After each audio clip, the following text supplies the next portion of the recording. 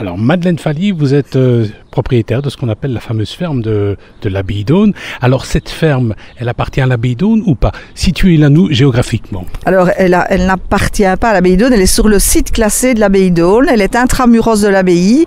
Les bâtiments de la ferme faisaient partie intégrante de ce qui était appelé l'abbaye.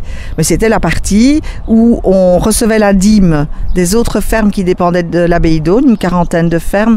Ça allait de Leuven, Mons, La Louvière, il y avait des fermes qui apportaient chaque année leur dû pour faire partie pour avoir la protection de l'Abbaye d'Aulne. C'est la ferme dans laquelle étaient accueillis les hôtes qui n'avaient pas rang d'aller dans le quartier des hôtes de l'abbaye. Et d'ailleurs, il y avait une chapelle qui s'appelle la chapelle Sainte-Marguerite, dans laquelle toutes ces personnes et les travailleurs, les frères convers, suivaient les offices, et les visiteurs, donc qui n'avaient pas le rang suffisant que pour aller à la messe à l'abbaye proprement dite, allaient dans cette chapelle. Les moines avaient dans leurs obligations d'accueillir les voyageurs et de donner le gîte et le couvert. Et donc ici, on hébergeait des gens, on les nourrissait. Au début, c'était à durée indéterminée, puis après, les moines ont mis une restriction parce que c'était tout de même très contraignant, et ils étaient devenus moins nombreux après la Révolution. Donc voilà. Alors, qu'est-ce que ça va devenir ? Qu'est-ce que ça va devenir? Qu'est-ce que nous voudrions que ça devienne? Nous voudrions réellement que ça devienne un espace de vie convivial qui participe à la dynamisation du site de l'Abbaye d'Aulne. Site fantastique où beaucoup de personnes aiment venir trouver la quiétude et la nature, retrouver la nature.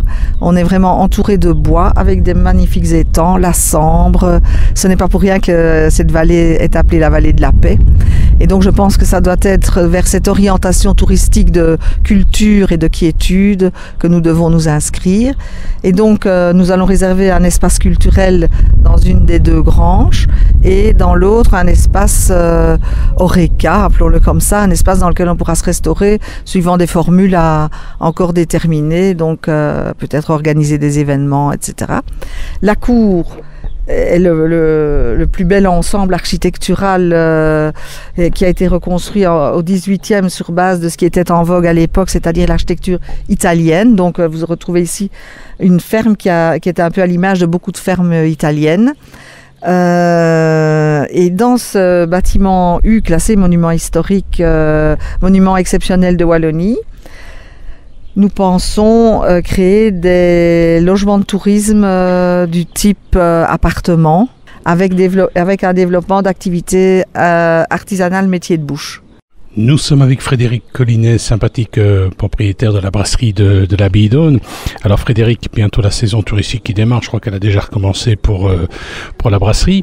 Alors on a eu l'occasion de découvrir finalement un superbe lieu qu'on connaissait mal, c'est-à-dire la ferme de l'Abbaye d'Aulne, une ferme qui va être rénovée. C'est un plus pour le coin.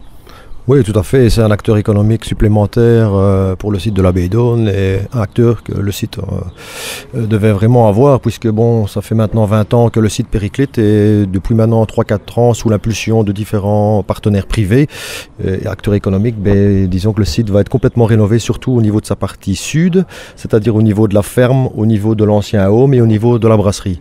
Donc c'est vraiment un plus, et on pense vraiment attirer à la fois les Carolos, mais également les gens, les Bruxellois, les Namurois, les Montois, parce que c'est quand même un joyau ici qui est le site de l'Abbaye d'Aulne. Nous sommes avec Frédéric Collinet, le sympathique propriétaire de la brasserie de l'Abbaye d'Aulne. C'est vrai que ce site de l'Abbaye d'Aulne est absolument extraordinaire. La saison touristique, alors peut-être des nouveautés au niveau de la brasserie, peut-être? Oui, alors au niveau de la brasserie, on va investir dans les prochaines années donc sur un plan, de 5 ans, toute une série de choses. Notamment, on va réaménager la taverne, puisque bon, comme vous le savez, donc il y avait de moins en moins de brassage sur site prévu, puisque bon, la demande de bière d'Abbaye d'Aulne est de plus en plus importante, et donc on devait assurer cette demande par de la sous-traitance. Et donc à partir de l'année prochaine, on va réinvestir à la fois dans la taverne, mais également dans l'unité brassicole au sein même de l'Abbaye d'Aulne, pour rebrasser au moins une fois par semaine des bières de qualité, des bières peut-être plus saisonnières.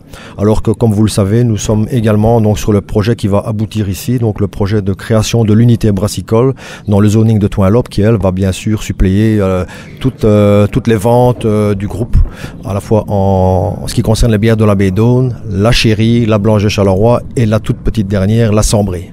Nous sommes avec Frédéric Collinet et c'est l'occasion de parler notamment de superbes projets touristiques qu'il y a ici sur le site de l'abbaye d'Aulne. Il y a bien sûr l'abbaye, mais également la ferme de l'abbaye d'Aulne qui va subir un lifting.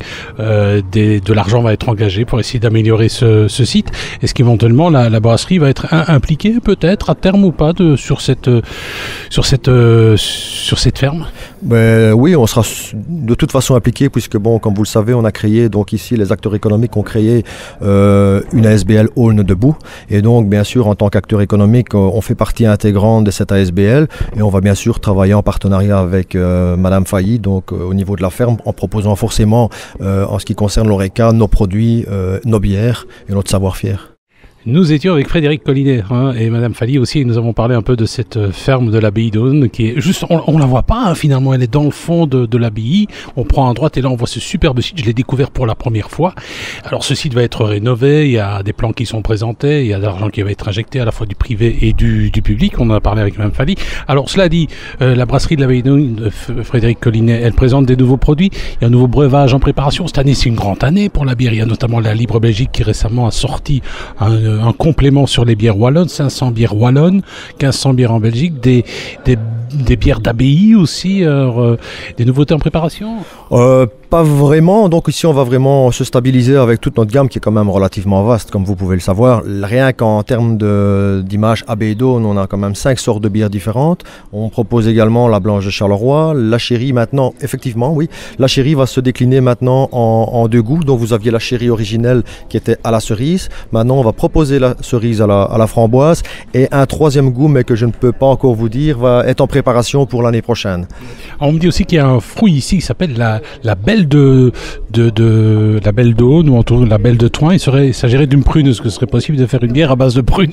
Oui, tout est possible. Mais c'est vrai que bon, on pourrait bien éventuellement envisager donc l'introduction de cette belle de Thoin dans un de nos breuvages. Pourquoi pas? C'est à l'étude et on ne manquera pas de vous tenir au courant.